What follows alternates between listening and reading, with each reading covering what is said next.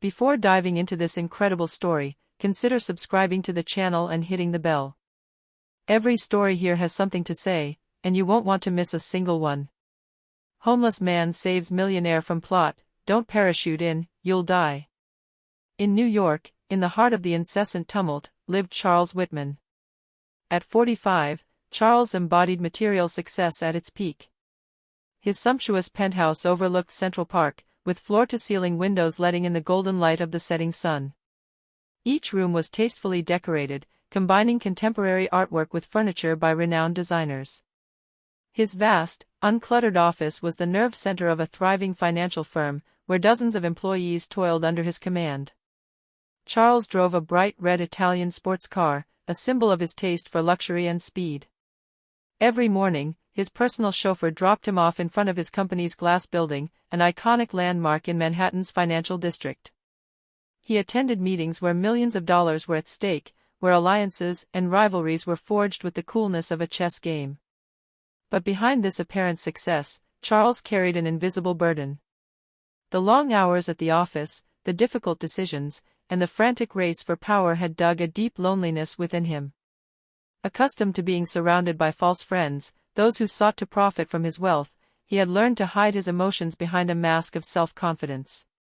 His social life consisted of elegant, often cold dinners, where the conversations lacked sincerity.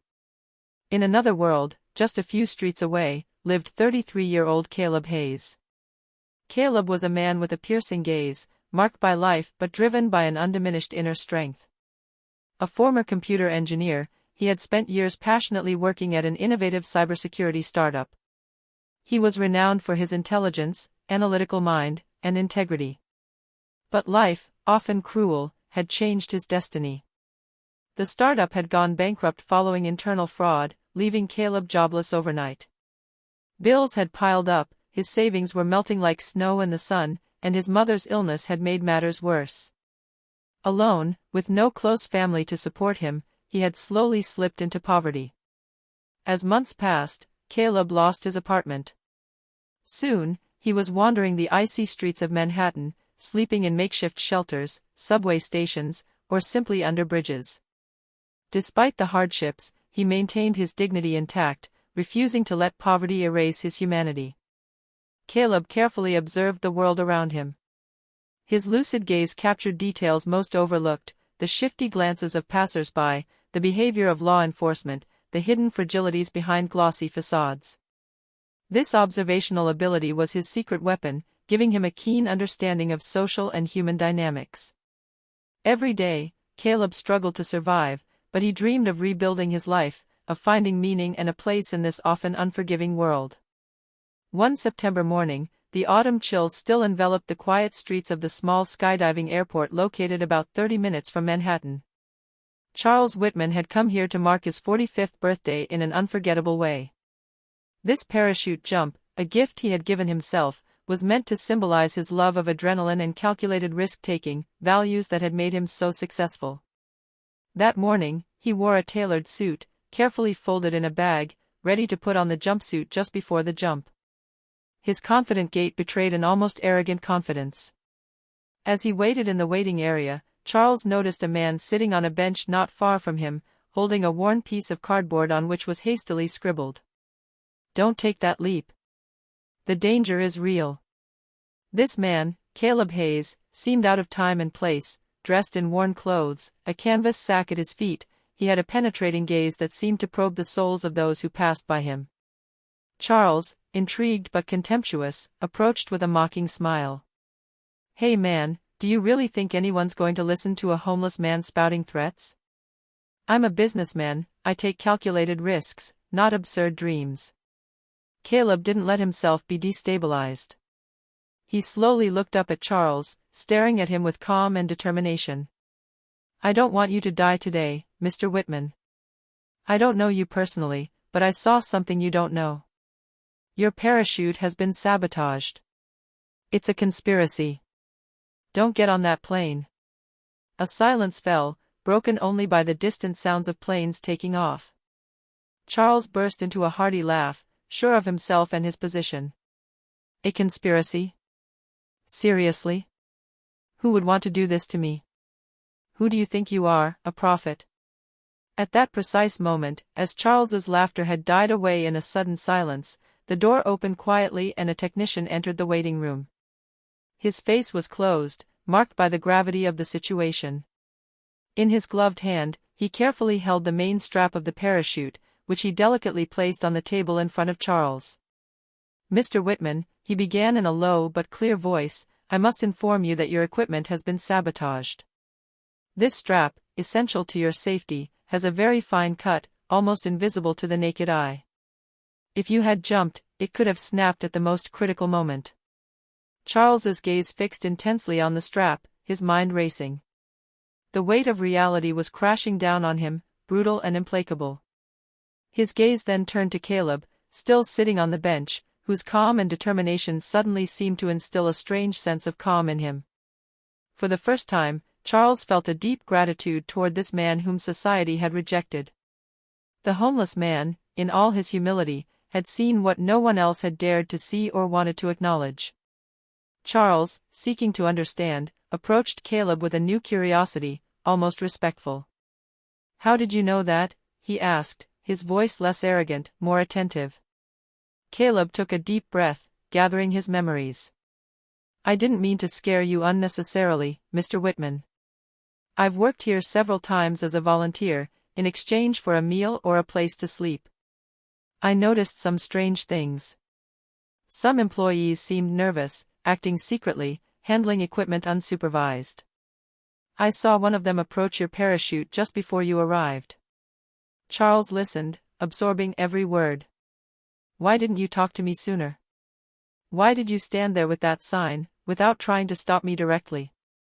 Caleb shrugged, a slight sad smile on his face. "Because no one would have believed me. A homeless person, an invisible man, it's like being mute.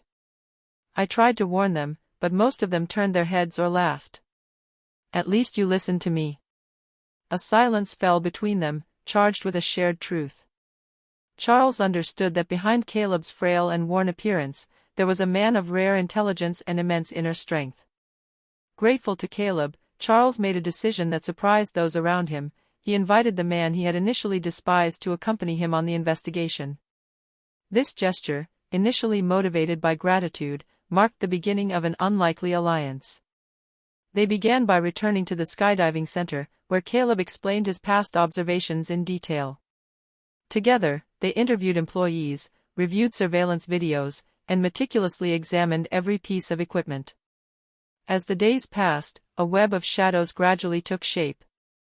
A former associate of Charles, Victor Mallory, a man consumed by envy and resentment, seemed to be at the heart of the plot. Victor had long sought to take control of Whitman Finance. His failure had fueled a fierce hatred within him, driving him to increasingly desperate acts. Charles, accustomed to directing and controlling every aspect of his life, found himself in an unusual position, listening. But it was Caleb, with his tenacity, his keen sense of justice, and his ability to see details others overlooked, who guided the investigation. Despite their differences in class and status, Charles was struck by Caleb's determination, his clear-headedness in the face of adversity, and his unwavering moral integrity. Each day spent together forged a strong bond between them, one of mutual respect and growing trust. They now shared the same goal: to uncover the truth, to uncover the plot, and to protect not only Charles's life, but also their own dignity. After the plot was uncovered and those responsible arrested, Charles Whitman felt his life had changed in ways far beyond a simple rescue. He owed Caleb immense debt, but even more so, he saw in him a man of inestimable value, whose potential had been shattered by the cruelty of life. Determined, Charles used a significant portion of his fortune to give Caleb a new lease on life. He found him a small apartment in a quiet, safe neighborhood, far from the hustle and bustle of Manhattan, a place where Caleb could finally sleep without fear, regain his strength, and rebuild his life. But Charles didn't just want to give Caleb a roof over his head. He wanted to give him a dignified and meaningful role. So he asked him to be the lead advisor for an innovative program he wanted to launch, a rehabilitation project designed to help the homeless regain their dignity through vocational training and access to employment. Caleb accepted this challenge with sobriety and determination. Every morning, he rose with the firm resolve to transform his own experience into strength for others. His past, his trials, his lucidity became tools to inspire and guide those who, like him, had been broken by life's ups and downs. Gradually, Caleb became a symbol of hope, a living proof that human dignity does not depend on material circumstances, but on inner strength and the will to rise again. In his speeches at meetings, in his exchanges with the participants, he always reminded, "It's not where you are that defines who you are, but the direction you choose to go." Thanks to their joint efforts, Charles and Caleb's investigation led to the public exposure of the conspiracy. The evidence was overwhelming. Victor Mallory, Charles's jealous and bitter former business partner, had orchestrated the sabotage to eliminate his rival and take over the company. His arrest caused a stir in the media, sending shockwaves through the business world. Charles's reputation, far from being tarnished by this affair, was strengthened by it. On the contrary, his courage and humility in the face of adversity, as well as his commitment to justice, won over the public and investors. But it was above all his humanitarian approach, driven by gratitude for Caleb, that aroused admiration. At a press conference held at his company's headquarters, Charles spoke before a gathering of journalists, partners, and community members. His normally cold and impassive face was filled with genuine emotion. "I almost lost my life because of jealousy and hatred," he began, his voice calm but powerful. "But it was a man society ignores who saved me.